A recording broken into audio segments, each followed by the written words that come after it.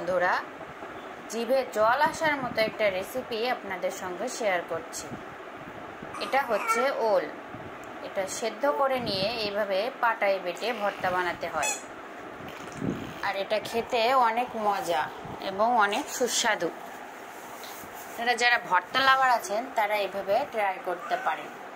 এর সঙ্গে পেঁয়াজ, রসুন এবং মরিচ একসাথে ভেজে নিয়ে এভাবে একসঙ্গে পাটায় বেটে ভর্তা করতে হয়, আর এটা পাটায় বেটেই বেশি মজা হয়। আপনারা চাইলে ব্লেন্ডও করে নিতে পারেন। আমার মনে হয় পাটায় বেটেই বেশি টেস্ট আসে এর, আর এটা খেতেও অনেক মজা। এটা দিয়ে গরম ভাত খেতে অনেক টেস্ট। এটা দিয়ে এক নিমিষেই 1 প্লেট ভাত খেয়ে নেওয়া যায়।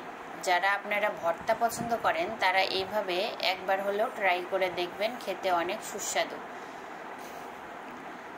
আর এটা আমার বাবুর আব্বু অনেক পছন্দ করে, তার জন্যই আমি মাঝে মাঝে এরকম ভর্তা টর্তা রেসিপি বানাই।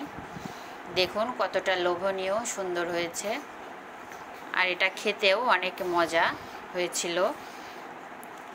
আপনারা যারা পছন্দ করেন একবার হলেও বানিয়ে দেখবেন।